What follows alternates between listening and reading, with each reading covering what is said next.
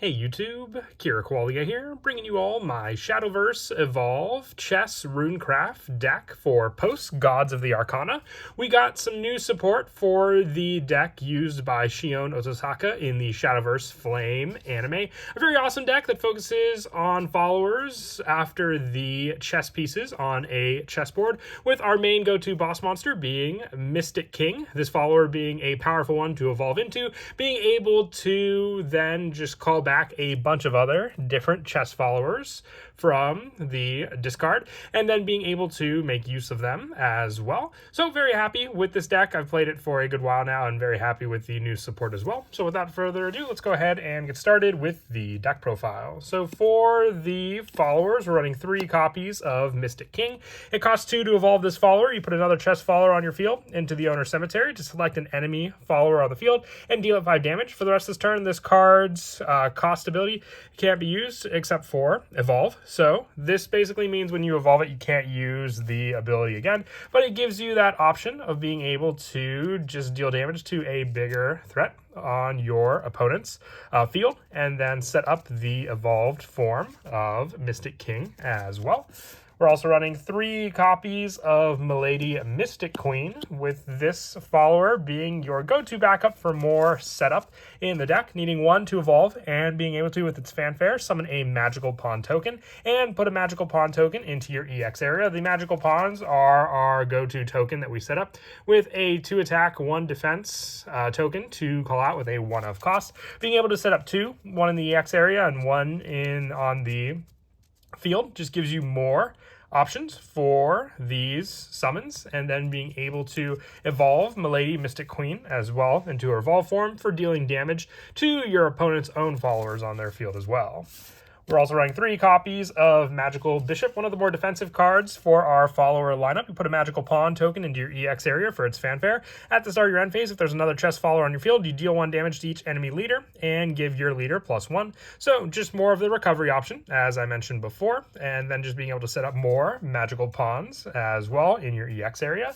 3 copies of Magical Knight, with it being 1 to evolve this follower, and whenever another chess follower is put onto your field, you give it +1 attack. So just being able to boost the attack power of your other chess followers is an added bonus thanks to this follower each time 1 enters the field. And then the last of our chess followers being 3 copies of Magical Rook, with its fanfare. If there's a magical pawn in your EX area, give this follower +1 shield and ward. So more or less defensive power, just like our Magical Bishop.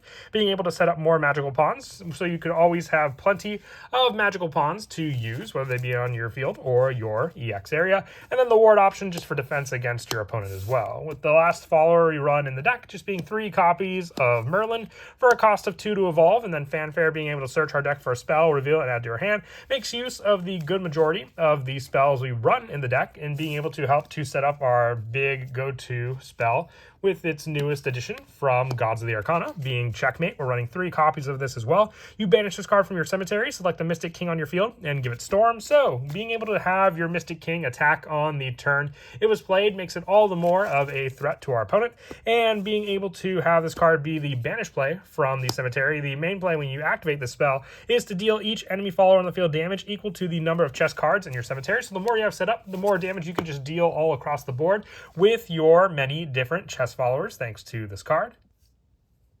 And then added setup later on from the cemetery to banish to give your Mystic King Storm. We're also running 3 copies of the new spell Skewer. You choose 1 if there are at least 5 chess cards in your cemetery. Choose up to 2 instead. You can either 1, each per opponent buries a follower, 2, give your leader +3 defense, or 3, draw 2 cards. And you always want to go for the 2 of cost, which it's very easy to set up 5 chess cards in your cemetery. So whether you bury your opponent's card, give back some defense, or draw power, it helps with consistency, makes it a definite 3 of in the deck. We're also running 3 copies of Magical Strategy. It's just a 1 cost spell to summon a magical pawn. So this, with magical pawns being tokens, the only way we can get them out are with our other followers and then the spells we run in the deck. So just one of the better starters for turn 1 in this deck to give you a 2/1 pawn on the field to use against our opponent.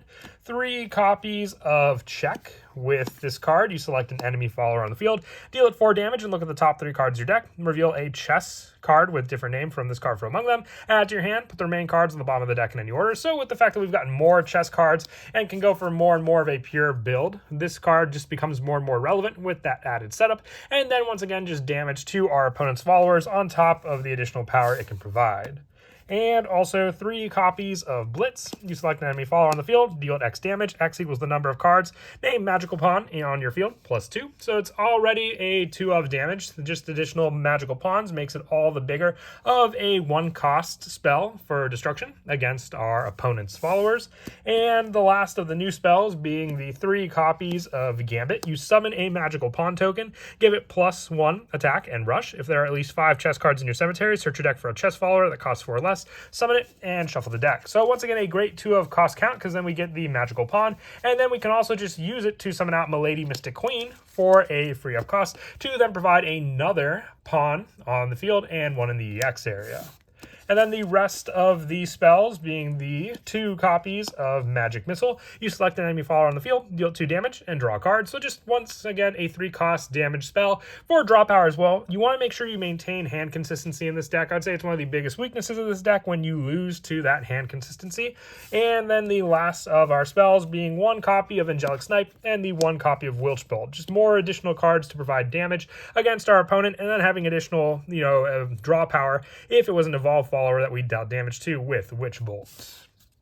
And then we have the Evolve deck. For the Evolve deck, we're running 2 copies of Mystic King, just for the fact that we have a lot of cards to work with. I decided to go with 2 Mystic King. Most of the time, that's really all you'll ever need. On Evolve, you select up to 4 chess followers with different names that cost 4 play points or less in your cemetery, put them onto your field, and being able to use the same ability of our Mystic King from before. But once again, if you used it with the original Mystic King, you can't use it when you evolve on the same turn with the evolved Mystic King.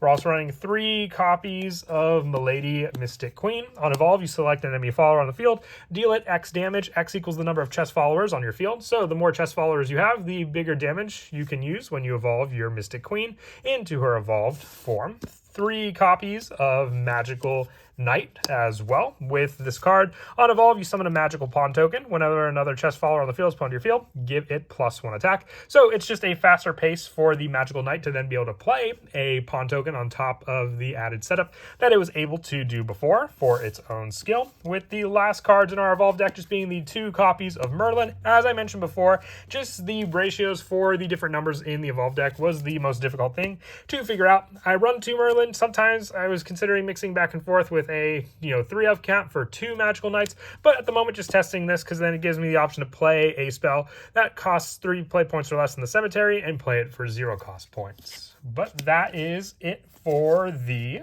deck profile. I hope you all enjoyed. I'm very excited with the Gods of the Arcana support for the chess deck. It just helps with so much of the power struggle that the deck needed to be able to play for Runecraft. And as always, until next time, please don't forget to leave a like and subscribe, and Kira Qualia out.